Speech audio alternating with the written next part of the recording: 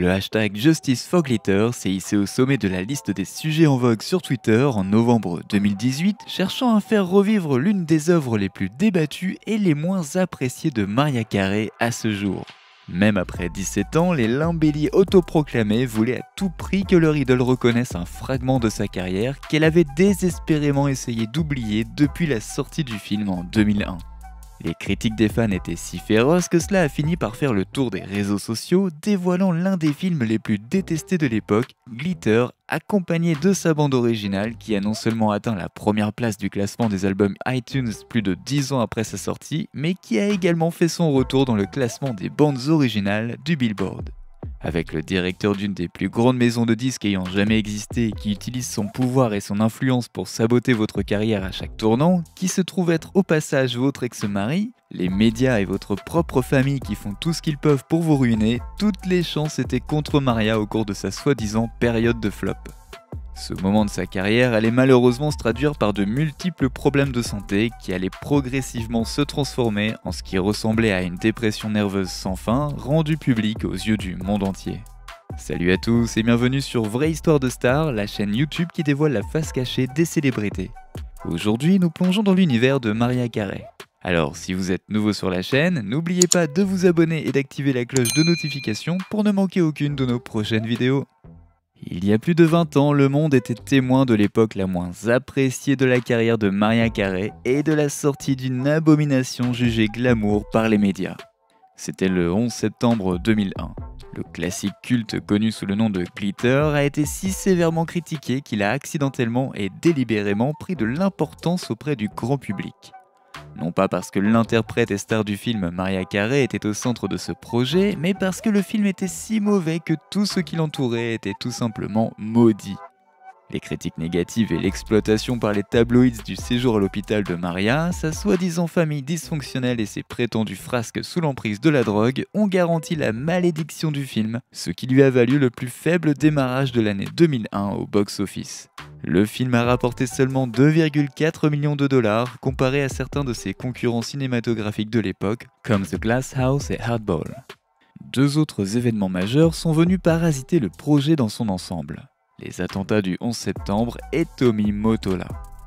Le chant révolutionnaire Justice for Glitter des réseaux sociaux devenu un véritable slogan montre à quel point certains fans sont prêts à tout pour attirer l'attention sur ce qu'ils perçoivent comme une injustice dans la carrière de leur idole.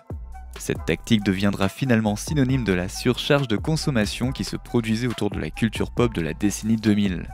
Le mouvement social Glitter a donc réussi à faire revivre son film et sa bande originale, mais des décennies après que Mariah ait enterré le sujet et se soit complètement dissociée du projet.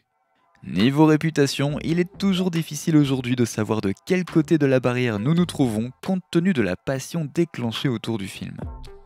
Intitulé à l'origine All That Glitters, tout ce qui brille en français, il faut revenir quelques années en arrière avant sa sortie pour vraiment comprendre la profondeur d'un moment monumental aussi désastreux dans l'histoire de la culture pop.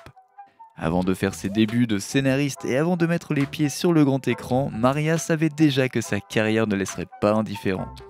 En 1998, elle a signé pour une parodie de James Bond intitulée Double of Soul aux côtés de Chris Tucker, mais le film n'a malheureusement ou heureusement jamais vu le jour.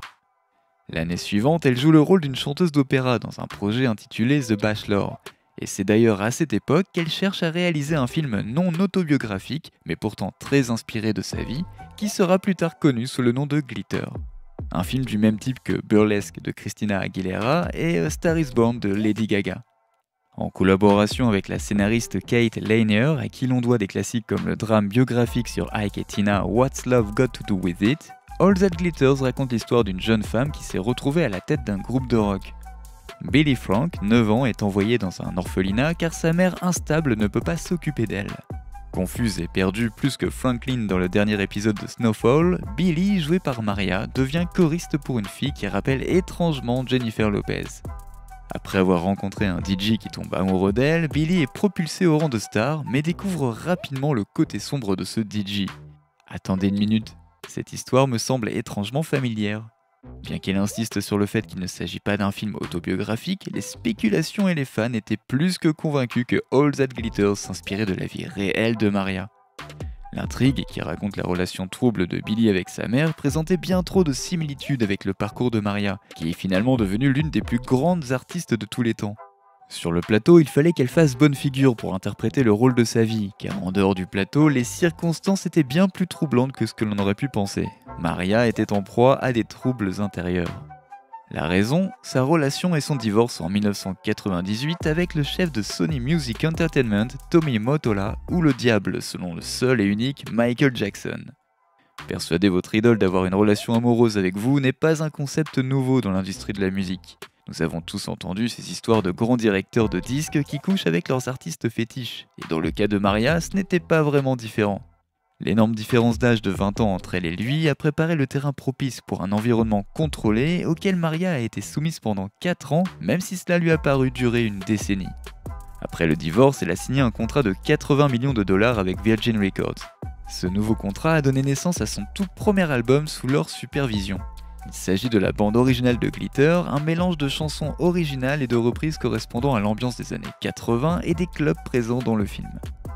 Le premier single, Loverboy, avec l'aide du producteur Clark Kent, contient un sample funky de la chanson Firecracker du groupe Yellow Magic Orchestra datant de 1978.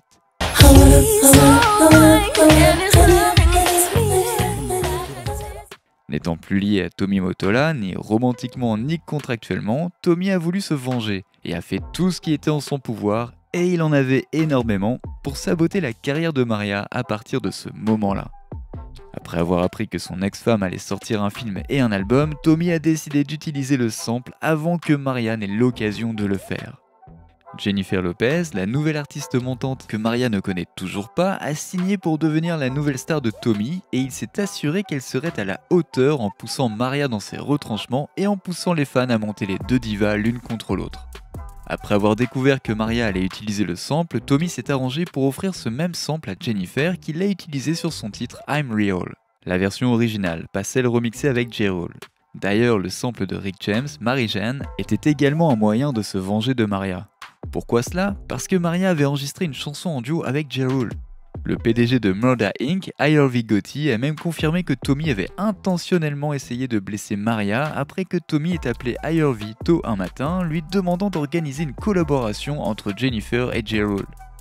Le remix de I'm Real est sorti avant Loverboy de Maria, l'obligeant ainsi à retirer le sample. Loverboy a ensuite samplé Candy de Cameo, qui est sans doute le meilleur sample utilisé. Et il y avait vraisemblablement une taupe dans le camp de Maria car quelqu'un rapportait à Tommy tout ce que Maria avait prévu de faire. Elle traversait une période difficile à cause d'un soi-disant ex-mari qui cherchait à la ruiner par tous les moyens, et son comportement dans les coulisses commençait à enlever toute reconnaissance et empathie à son égard. Au fil des retouches créatives, All That Glitter sera raccourci en Glitter et sa campagne de promotion a commencé le 17 juillet avec une apparition sur 106 & Park de Black Entertainment Television. Maria a fait savoir qu'elle était épuisée, mais son attitude optimiste aurait pu nous tromper. Après 106 & Park, il y a eu Total Request Live sur MTV et c'est peut-être l'un des moments les plus démesurés de l'histoire de la culture pop. Et c'est son apparition du 19 juillet qui a donné au monde entier l'envie d'aller voir Glitter rapidement pour mieux comprendre le comportement de Maria. Car au moment où le clip I'm Real de J-Lo et J-Roll touchait à sa fin dans l'émission Total Request Live, Maria est apparue à l'improviste, poussant un petit chariot de glace sur le côté de l'immeuble de New York, vêtue d'un t-shirt violet surdimensionné avec le mot Loverboy inscrit dessus. Pris au dépourvu, l'animateur Carson Daly était sidéré, tout comme les personnes présentes dans le public et celles de l'équipe en coulisses de Total Request Live. Ce qui n'était au départ qu'une apparition surprise sur le plateau de l'émission s'était transformé en un véritable spectacle gênant. Maria avait décidé de prendre en main elle-même la promotion de Glitter car Virgin Records n'était pas à la hauteur dans ce domaine. Son ex, quant à lui, essayait d'arrêter tous les plans de succès de Glitter et Maria allait épuiser toutes les ressources possibles pour s'assurer que ses plans machiavéliques n'aboutissent pas. Les lettres que sa mère avait soi-disant écrites pour Carson exprimant son amour pour l'animateur ont été lues par Maria, qui était à présent en sous-vêtements après un striptease qui consistait juste à enlever son t-shirt Loverboy surdimensionné. Maria exposait donc un dos nu avec des grosses bretelles et un short, ce qui a conduit Carson à annoncer au public et aux téléspectateurs de l'émission que Mariah Carey avait officiellement perdu la tête. Pour Maria, cette performance était une véritable thérapie. Voici ce qu'il explique à Carson sur le plateau de Total Request Live. Je veux juste un jour de congé pour aller nager, manger de la glace et regarder des arcs-en-ciel. Tu es ma séance de thérapie en ce moment même, Carson. Tu vois, de temps en temps, quelqu'un a besoin d'une petite thérapie. Et aujourd'hui, c'est mon tour. Le craquage de Maria qui fait fondre sa crème glacée n'est qu'un des nombreux noms que les médias ont donné à l'incident. Ce qui était censé être une apparition surprise amusante et pleine d'esprit, semblable à un comédien qui fait de l'improvisation en s'adressant directement à son public, s'est transformé en rumeur spéculative sur la santé mentale de Maria. Son comportement erratique était en grande partie dû à son emploi du temps chargé. Elle travaillait sans arrêt et ne dormait que peu ou pas du tout. Elle a même révélé qu'elle était restée éveillée pendant plus de 24 heures lors d'une conférence de presse et s'est décrite comme éternellement en décalage horaire lors d'une émission de télévision allemande. Je ne sais même plus si nous sommes le jour ou la nuit, explique-t-elle. Dans une autre interview donnée la même semaine, elle a indiqué qu'elle souffrait d'insomnie et qu'elle ne dormait que 3 heures par nuit. Elle était même trop épuisée pour réaliser un autre clip vidéo avant la sortie de la bande originale du film. Le lendemain de sa désormais célèbre apparition sur Total Request Live, elle s'est présentée au Long Island Mall de Roosevelt Field pour une séance de questions-réponses sur Glitter. Avec un boombox Hello Kitty, Maria n'a pas caché ce qu'elle ressentait et a fait savoir pour la énième fois ce mois-ci qu'elle était complètement épuisée. Voici ce qu'elle déclare. « Je ne sais même plus qui je suis, tout ce que je sais c'est que j'ai besoin d'une journée de congé. » Elle a aussi laissé les haters comme Howard Stern s'exprimer avant que son agent, Cindy Berger, tente de lui arracher le micro contre la volonté de Maria. Même pas une semaine plus tard, 2 messages audio alarmants ont été postés sur le site officiel de Maria. Le premier dit ceci. « Je veux juste que vous sachiez que j'essaie de comprendre certaines choses dans ma vie en ce moment, et je pense vraiment que je devrais faire une pause avec la musique. Je ne peux plus faire confiance à personne en ce moment, car je ne comprends rien à ce qui se passe. » Un autre message, plus long et plus exagéré, est également posté. Les 2 messages n'ont cependant pas attendu longtemps avant d'être supprimés, et son agent est venu rattraper les dégâts en déclarant ceci. Elle était manifestement très fatiguée et n'avait pas les idées claires. À ce moment-là, Maria avait désespérément besoin de se reposer. Elle a essayé de se cacher de son équipe de management en s'associant avec un chanteur de confiance avant que son frère Morgan Carey ne la trouve et ne l'emmène dans la résidence de leur mère. Gérant son anxiété en nettoyant la cuisine de sa mère, elle s'évanouit momentanément avant d'être mise au lit et c'est la première fois qu'elle réussit à vraiment dormir depuis 1 semaine. Son sommeil profond a été interrompu par sa mère qui l'a informé que sa maison de disques cherchait à la joindre. Sa mère n'avait manifestement pas reçu le mémo. Perturber le sommeil de Maria n'a fait qu'irriter son esprit. Sa réaction de survie s'est déclenchée immédiatement et elle est devenue furieuse. Personne ne l'avait jamais vue dans un tel état, surtout pas sa mère Patricia qui s'est vite transformée en Karen et a fini par appeler la police pour se protéger de sa propre fille. Maria déclare « Elle s'était sentie défiée et j'ai osé me montrer hostile. J'étais agressive envers elle, je lui ai fait très peur. » La police s'est immédiatement rangée du côté de la mère. Elle déclare « La seule chose que les policiers ont vue, c'est une femme blanche effrayée dans une grande maison remplie de personnes de couleur. Même le statut de Maria Carey n'a pas pu la sauver de cette situation de femme blanche en détresse. » Quelques heures plus tard, Maria a été hospitalisée pour épuisement extrême, détresse émotionnelle et dépression physique et nerveuse. Elle a été emmenée dans ce qu'ils appelaient une station thermale locale qui s'est en fait avérée être un centre de réhabilitation similaire à une prison ou à un centre de détention pour jeunes délinquants. Ici, elle n'a reçu aucune sympathie de la part du personnel. À ce moment-là, Maria a 11 ans de carrière. Ce même été, elle avait obtenu 15 numéros 1 au Billboard Hot 100, sorti un album EP pratiquement chaque année dans les années 90, coécrit et coproduit toutes les chansons originales qu'elle avait enregistrées, et ainsi de suite. Maria était donc au sommet de son art depuis des années. En plus des nombreux plans machiavéliques de Tommy Mottola, Maria était anxieuse, paranoïaque et épuisée. Apparemment, Tommy est même allé jusqu'à retirer des magasins de disques des objets promotionnels liés à Maria Carey. Heureusement, malgré cette interruption brutale, le premier single de Glitter, Loverboy, a réussi à se hisser à la 2e place du Billboard Hot 100 malgré le peu de promotion dont il a bénéficié par rapport au projet précédent et la décision de Virgin Records de réduire le prix du single à 49 centimes. Un rapport du tabloïd britannique The Sun, littéralement connu pour son manque de sérieux, affirme que Maria a tenté de se suicider la nuit du 25 juillet à cause de sa récente rupture avec le chanteur mexicain Luis Miguel. Son attaché de presse a nié toutes les allégations, mais a déclaré qu'elle s'était défoulée sur de la vaisselle et des verres. Pendant ce temps, à l'extérieur, les analystes du box-office affirmaient que Glitter était très mal parti d'après l'engouement suscité par la sortie du film. Avec le chaos entourant les débuts du film, les paparazzi ont poursuivi Maria lorsqu'elle a quitté l'hôpital le 6 août. Cette semaine-là, Virgin Records a repoussé la date de sortie de la bande originale au 11 septembre, tandis que 20th Century Fox a retardé le film prévu le 31 août au 21 septembre. Maria a réservé un voyage à Los Angeles pour rendre visite à son frère qui, selon ses propres mémoires, l'aurait dupé pour qu'elle fasse un séjour dans un centre de désintoxication et de réhabilitation où elle aurait été nourrie avec des narcotiques puissants. Maria a ensuite été libérée exactement le même jour que les attaques terroristes du 11 septembre contre les tours jumelles, ce qu'elle a trouvé être une étrange coïncidence. Elle écrit ceci dans ses mémoires. J'étais donc autorisé à quitter cet endroit comme par magie car des terroristes avaient attaqué l'Amérique et qu'une diva fêlée n'était plus intéressante pour les médias à ce moment-là. Plus tard, elle cherchera à s'éloigner de son frère, de sa sœur et de sa mère, les qualifiant désormais comme faisant partie du passé. Comme vous le savez, le 11 septembre 2001 a été un jour tragique pour les États-Unis et pour tous ceux qui, dans le monde entier, ont ressenti l'immense impact de l'attaque des tours jumelles.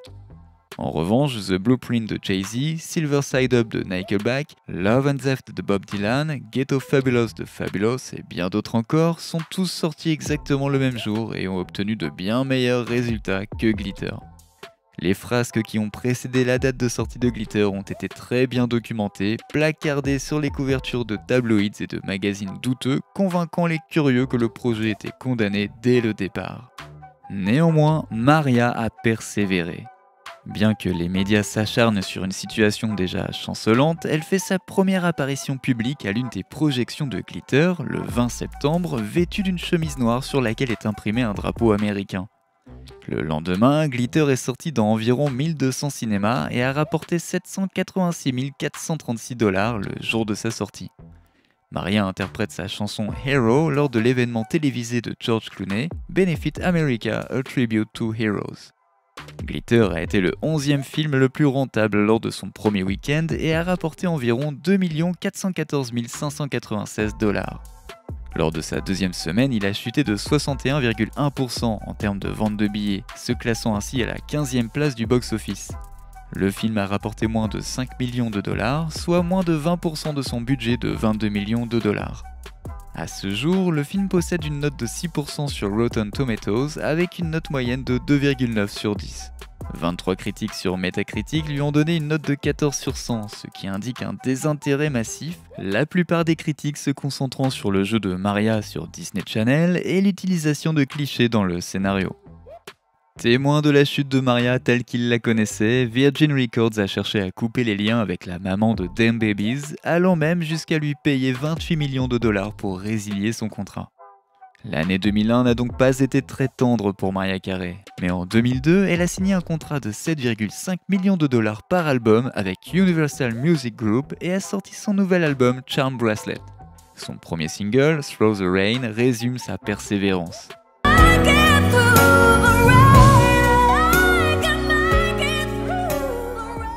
L'objectif de Maria est désormais de se débarrasser de son image à paillettes et c'est ce qu'elle cherche à faire avec Charm Bracelet. Mais bien qu'il soit meilleur, il n'est toujours pas à la hauteur de ce que les gens connaissaient de Maria. La Maria des années 90 crachait des flammes, tandis que la Maria du 21e siècle était en train de brûler. Le fait de faire une énorme tournée de conférences de presse n'a pas empêché les ventes de billets de sa tournée de 8 mois de stagner. Charm Bracelet n'a pas été le retour en force qu'elle espérait. Through the Rain n'a pas dépassé la place numéro 80, mais pendant que le single essayait de rallumer la flamme de Mariah Carey, l'histoire derrière Glitter a refait parler d'elle. Après que Matt Lauer de Dateline ait remis en question son hospitalisation et ses méthodes thérapeutiques, Maria s'est positionnée en soutien aux personnes qui participent à des séances de thérapie de groupe. Elle est également revenue sur les intentions de Glitter en expliquant ceci. Ça a commencé comme un concept avec de la substance, mais ça a fini par s'adresser à des enfants de 10 ans. C'était dénué d'esprit. Je me suis un peu trop prise la tête. Lors de l'émission Watch What Happens Live with Andy Cohen, elle a avoué que personne dans son entourage n'était autorisé à mentionner Glitter ou quoi que ce soit en rapport. Charm Bracelet était un raté comparé à ses albums précédents, mais en 2005, la sortie de The Emancipation of Mimi a mis une claque à la tentative d'homicide de la carrière de Tommy Mottola. La renaissance de la MC des années 90 était officiellement de retour avec une touche d'originalité. L'album a non seulement pris en otage les premières places des hit parades du monde entier, mais il a également déclenché une renaissance de la pop et du R&B. The Emancipation of Mimi est devenu l'album de Maria qui s'est le mieux vendu aux États-Unis en 10 ans, et avec des tubes comme We Belong Together,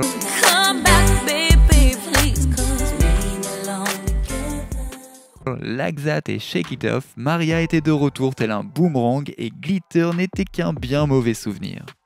20 ans après la sortie du film, l'écrivain Trey Green de Make a noté dans un article qu'au moment de la sortie du film, beaucoup de gens ont utilisé le film pour diffamer et rabaisser Maria, mais qu'en fin de compte, ils ont fait l'éloge du thème du film, se mettre en avant et ne jamais abandonner ses rêves.